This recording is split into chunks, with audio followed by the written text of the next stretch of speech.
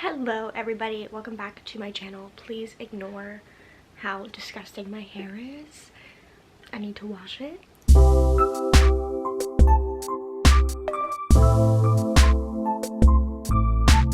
But hello, today I wanted to do a part 2 to my 6-month movie update. So if you have not seen my first one, be sure to check that out. I will have it linked in the eye as well as down below. But yeah, this would be a good video for my holiday series, since it's kind of recapping the movies that I have watched for the second half of the year, which of course include a lot of holiday movies. Also, quick note, it will be August through December, because in my first one I apparently don't know how the calendar works, and in my head July was 6 months because my half birthday is in July, and so like in my head that's just like halfway through the year, and that's not true. So we're only doing August through December, so it's really a 5-month update, but we're just calling it a 6-month update. Alright, so the way I'm going to do this is I'm going to go onto my Letterboxd account and just read off everything I've watched. I keep record of every movie that I watched in Letterboxd, so it's perfect. So if you are a movie lover and you don't have Letterboxd, highly recommend. It's so awesome. There are quite a few movies on here because I have very strict seasonal watch lists for myself, and there's Halloween and Christmas, so that's also a lot of movies. And I probably watch like 4 to 5 movies a week, depending on the week. Sometimes more, sometimes less, but it's usually probably 4 or 5 on average, and that's a lot of movies. And every movie that I watch is not going to be on here because there's still a few days left in the year, and I'm bound to watch more movies before then. Alright, so on August 1st, I started off my month with The Age of Adeline. This is probably in my, I think it's in my top maybe 20 movies. I just really love the aesthetic of the movie. I love Blake Lively, and it like always makes me cry. So if you have not seen Age of Adeline, highly recommend. It's so bad because some of these movies I like don't even remember. Also in August, I watched Due Date with my family, and I did a rewatch of Crazy Rich Asians. The next few movies are on my summer watch list every year. So I watched Dirty Dancing, Camp Rock, and Camp Rock 2 The Final Jam. And then at my grandmother's house, I watched Maid of Honor with Patrick Dempsey, because I'm in love with him. I watched The Lucky One, and that technically isn't on my watch list, but I put Nicholas Sparks on my summer watch list every year, so that was a Nicholas Sparks movie that I had never seen. I watched No Strings Attached, which I really like. People compare, is it No Strings Attached to Friends with Benefits, I think? Is that what they compare it to? I don't know. I really like No Strings Attached, and I love Ashton Kutcher. So I probably have watched, this will probably come up on my watch list again because I think I've watched it again recently. I also watched Luca for the first time, which I had never seen. And then on my summer watch list, I watched Mamma Mia, Here We Go Again, and Grease. Then with my roommates, I watched Zombies. I had never seen Zombies. And I also watched Monsters University. If you're in college and you haven't watched Monsters University yet, you have to watch it. It like hits different in college. We were laughing the whole time. And then I watched Endless Love, which was on my summer watch list. I watched Look Both Ways because I think it had just come out, the movie with Lily Reinhart. I thought it was cute. I watched Persuasion, which I don't know, I really like. I have a couple of the songs from the movie. I really like the song that Birdie does from the movie. But like the movie, I literally just don't remember it. Like I like Henry Golding and I like Dakota Johnson. I just cannot recall. I did a rewatch of Bride Wars because that movie is just so iconic. And then of course after Bride Wars, I had to keep on the Kate Hudson train. So I of course watched How to Lose a Guy in 10 Days right after. And I have seen How to Lose a Guy in 10 Days. I like grew up watching it with my mom and my sister. Like my mom was really good about showing us like all of the classic 2000s rom-coms and like all John Hughes movies too. So in my review, I had put that I had seen it before, but I also put The Blueprint because it absolutely is The Blueprint. And then I finished off my month with a rewatch of Sharpay's Fabulous Adventure. I always put that either on my summer watch list or my spring watch list because it's just vibey and I like it. And Austin Butler's in it. And then I watched Mean Girls at the end of the month. That was a lot of movies. Okay, September. So the first half of September is like normal movies, and then we get into like Halloween, scary, spooky season vibes. So I started off September with Pitch Perfect 2. I don't know why I just watched Pitch Perfect 2, but I did. I literally don't remember watching it. Then I watched 13 Going on 30, again, good stuff. Titanic, which is my favorite movie, and I tend to give it a rewatch every few months, so that is absolutely 5 stars. And then late one night in my apartment, I was trying to find a movie to watch, and I've had the Guernsey Literary and Potato Peel Society movie on my list for so long, and I watched that and I really liked it. And then I saw Don't Worry Darling in theaters, of course, and I gave it 3.5 stars. It's a very long review. If you want to follow my letterboxd, feel free. Yeah, I have a really funny story about Don't Worry Darling. So I like never go to the bathroom during movies. Like if I have to go, I will hold it, okay? But for some reason during this movie, I was like on the verge of peeing my pants. I was like, I have to leave. I held it during Endgame, okay? And I could not hold it during Don't Worry Darling. I was like, I have to pee. I'm gonna pee my pants. So I like sprint out of the theater. Luckily, we were like the theater right by the bathroom, so it wasn't far. And I was like timing it out to where like I thought the climax was. Like I was like, oh, we got to the climax, so I'm gonna go to the bathroom and come back. I like sprint. I'm probably gone 1.5 minutes. Spoiler alert, if you have not seen the movie, don't watch this part. But I come back into the theater and all of a sudden, like, we're like in modern time and Harry's hair is long and he has a beard. And I'm like, am I in the wrong theater? So I like stand there for a second. I'm like, what the heck? So then I start walking up the stairs to see if my friends are there. And I literally trip. I trip up the steps because I was so dumbfounded for the fact that I literally missed the entire climax of the film. And I will never live that down. Then my roommates and I watched Legally Blonde and Legally Blonde 2. And then I watched New Moon. And if you're asking why I only watched New Moon, it's because my school was having a like showing of Twilight and I couldn't make the first movie, so I could only make the second movie. But I was like, I really want to watch this in a setting of college girls just screaming at the screen. And so I went to go see New Moon with my roommates and that was fun. And then I watched Hocus Pocus 2 on the date released. And then at the end of September, I watched When Harry Met Sally. So I started off my October strong with Twilight Eclipse. And then I watched E.T. And then I went to the drive-in and I saw Smile, which I also have, well, my review on this one isn't super long. But I said that it felt very classic horror and relied on the score so heavily, and the marketing was really good, but it just didn't hit as much as I expected it to. And then I watched Girl vs. Monster, which was on my fall watch list, of course, with my roommates. And then I watched It, which is on my watch list. I think all of the rest of these are. Yes. And then on October 15th, every October I find a full day where I can just watch all of the Halloween Town movies, like the entire day. I just block it all off. And this year it was October 15th, so I watched every single Halloween Town movie, which there are 4 of them. And then I also watched Steel Magnolias before I went to bed. I had never seen that movie all the way through, and it's one of my mom's favorite movies. So it was really cool, I think, to watch that movie through like the eyes of my mom. And then I put in the review, I said, love women and the power of female friendships, with a lot of emojis. And then I said, let's also discuss how this movie managed to make me laugh in the middle of my sobbing. So true. My roommates and I watched Casper. Guys, I haven't seen Casper since I was probably like 10. I put in my review, I said, he's definitely friendly. The scene that sent me was the Can I Keep You. Like, yes, it's a cute little Halloween moment, but I'm also like, huh?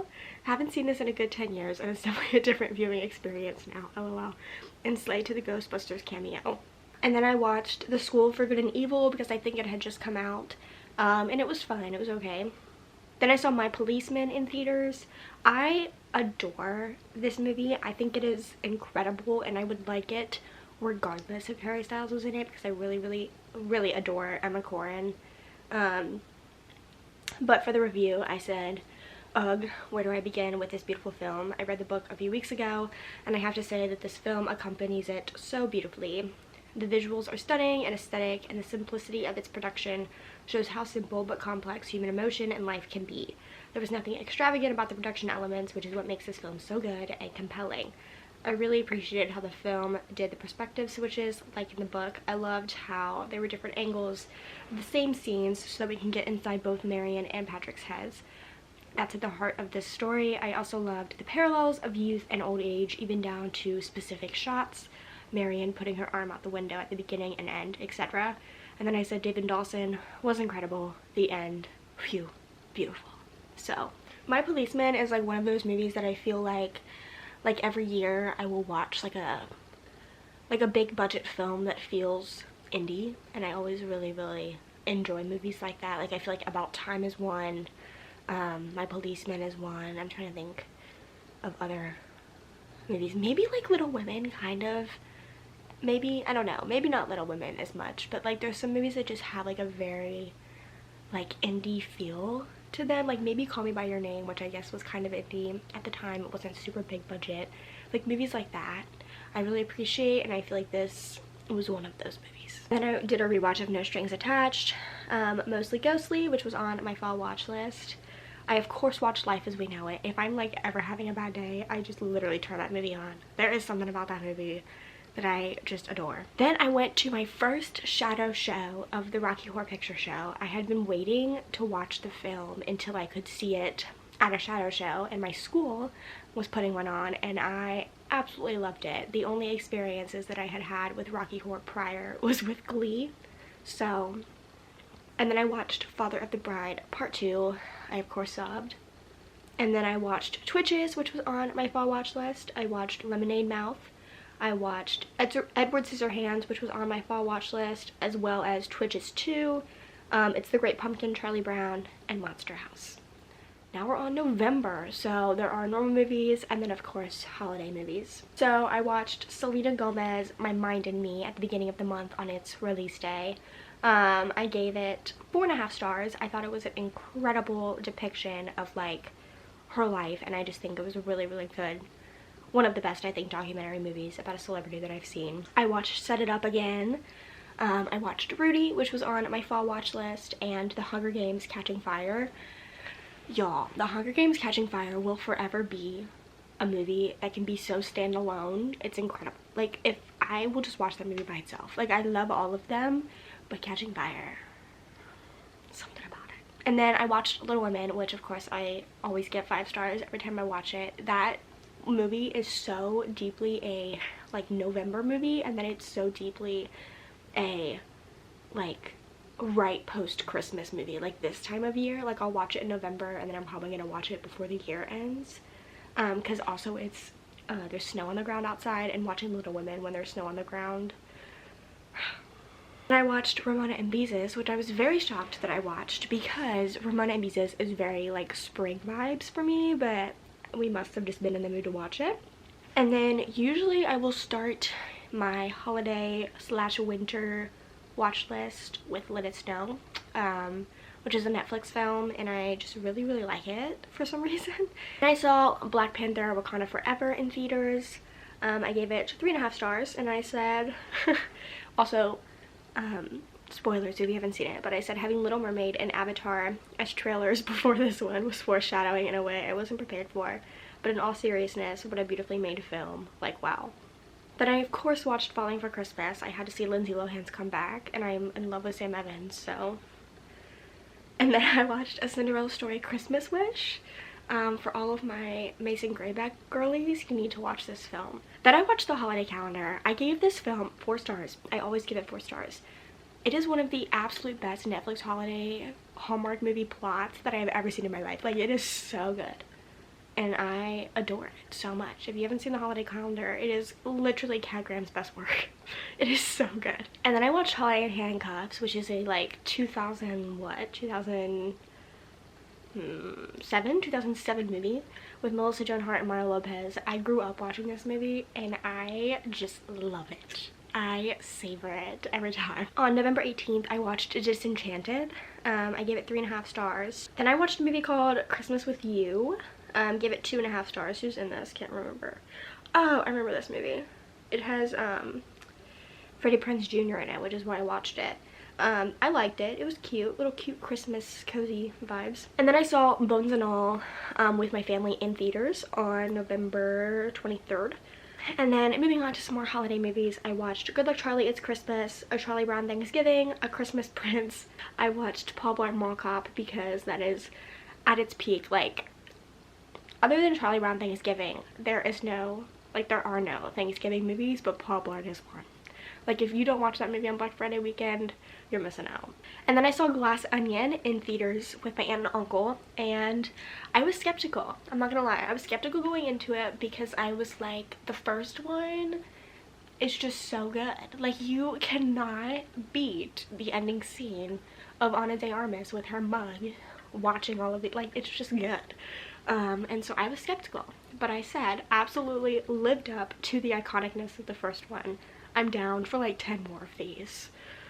They can keep making them until the day I die. I do not care. As long as Daniel Craig is in them, I'll watch. And then I watched The Princess Diaries 2 and The Grinch Jim Carrey version. Okay, here we come to December. My roommate and I started off by watching The Noel Diary.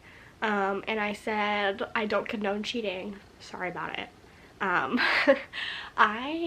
I watched this movie because I really love Justin Hartley. I think he is an incredible actor, and the acting in this film was great. Like, I'm not like doing anything on their talents, just like the plot. Like, it's different than like Bones and All, where like they're not trying to get you to root for them. In The Noel Diary, they absolutely are, and I just don't condone it, like, at all. It's very like Rory Gilmore of them, and I was like, no. And then I watched Eloise at Christmas Time last Christmas, which I had never seen, and y'all, I put in my review, I said, me trying to figure out why they called the movie Last Christmas, and then I got to the twist, and well, there you go, I'm baffled. And then I said, P.S. Henry Golding, I love you. If you've seen the movie, you know. And then I watched Love Actually. So I watched this for the first time in like the summer last year while I was working, and I hadn't seen it since. So I said Love Actually is all around because that's a TikTok sound in my review. And then I said if Emma Thompson is in a movie, it automatically has to be good, which is true. And then on December 15th, I do an annual Santa Claus marathon, and so I watched all 3 Santa Claus movies. And then I have a span of all Christmas movies. Are you ready? Here we go. Operation Christmas Drop, iconic. Christmas Inheritance, Noel, Love Hard, Home Alone 2, White Christmas, The Polar Express, Elf, The Year Without a Santa Claus, Christmas Vacation, A Christmas Story, The Holiday. Boom. And then last night I did a rewatch of The Glass Onion because my parents had not seen it, and it is absolutely better the second time. So those are all the movies that I have watched for the second half of the year. Thank you for watching. For the rest of the year, basically all I will have to upload is my year in review video, so that's kind of crazy. Yeah, I'll see you on New Year's.